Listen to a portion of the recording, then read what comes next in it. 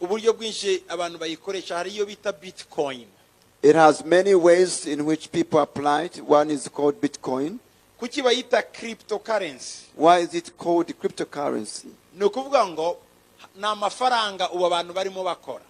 It's a currency that is now getting used. Itari contrôlé na banque nationale nka BNR. Not controlled by central banks like a BNR here. Iri contrôlé kuri computer. But controlled on the computer. Uwayishinze ni Umuyapani. The inventor of cryptocurrency is a Japanese. Ariko kugeza uyu munsi ntaraboneka. But is not known to this day. Abana bo muri University ya Stanford. Students at Stanford University. Abo nibo bayikozeho. They are the ones who invented it. Nukuvuga ngo it means ni biceri. This is like coins. Abantu bagura agaciro kabyo. Which people give value to it and people buy those coins. Tuvuge bakavuga ngo iyi telefone. For example, they will say this telephone. Nuyigura. If you buy it. Nawe. And you. Icyo bita coin. That coin. Kiraba gifite valeur y'amadolari 100. Will have a value of $100. Undi yagura na ijana. Ejo abantu bagura ari benshi bikava ku ijana bikaja ku gihumbi. When more people buy it, it changes in value from $100 to $1,000. Baguha mot de passe code yawe. They will give you your personal code. Wewe ugenda uyigura kandi uyigurisha ukunguka hari bamwe bamaze kuba millionaire. For you, you buy it and sell it and you make money. Some people have already made millions out of it. Ushobora kuikonvertisa rero mu mafaranga lokale y'igihugu. Now you can convert that coin into the currency of that of a certain country, either in dollars. Ushatse kugura inzu. If you want to buy a house. Gutumiza ikintu mu Bushinwa. If you want to order for some things in China, you can convert that Bitcoin or that cryptocurrency into the currency of that nation. Now there's what they call blockchain. They will give you a code. When you get that code, you alone will know the value of your currency.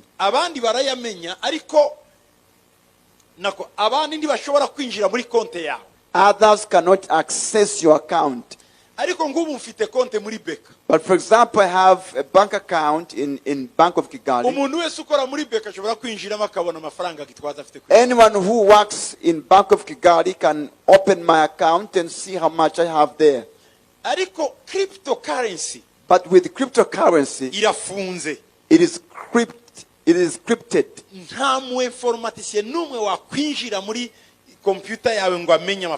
No computer engineer can access your account and know how much you have on your account. So what happens? How does it happen that I can have such a code that even the computer engineers will not know? Those who want to. This is what the security is. They use what they call blockchain. They will take 100 computers and use them, and they use random selection and they pick a code, and that code becomes your password or your code. It is not just in one computer. It is several computers. And then they mix up the numbers and they select a random code to become your own code. Even the computer engineers using that computer, they cannot know all the codes that have been selected randomly by the computer. That's why it's called blockchains. So when you lose that code, you cannot ask someone to give you a new password. They will not know it. It is only you, the owner. That's how secure cryptocurrency is. They use algorithm to produce codes or numbers, random numbers, millions and millions of numbers, and they select randomly to get a code for you, which becomes your code. So when you have like 100 million or the equivalent of $100 million, and you lose that code, you have lost your money.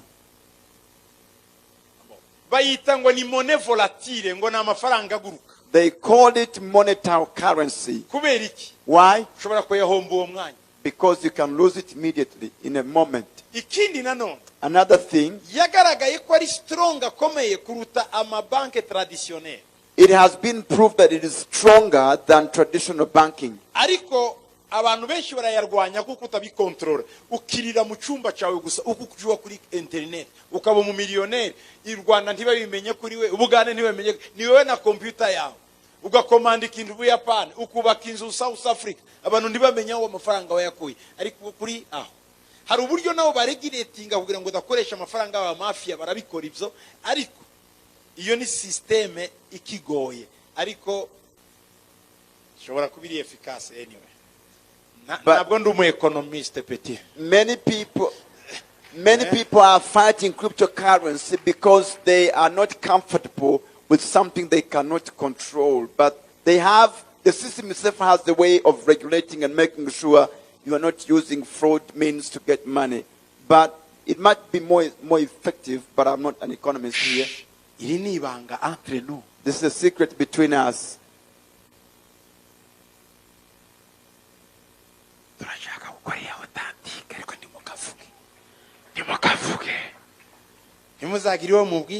Don't tell anyone about this. That's how we are going to do authentic banking. Shh. Please don't tell anyone. And those of you watching by TV, keep it quiet. Shh. Anyway, en fait, new trend, new isirimigana. That's the trend where the world is headed now. Like in the UK, it's working. South Africa, most shops in South Africa, you can shop using Bitcoin. There are others who are more familiar than myself. Just wanted to answer. And it has nothing to do with the Bible. Dorcas. She asked, how can you change your family?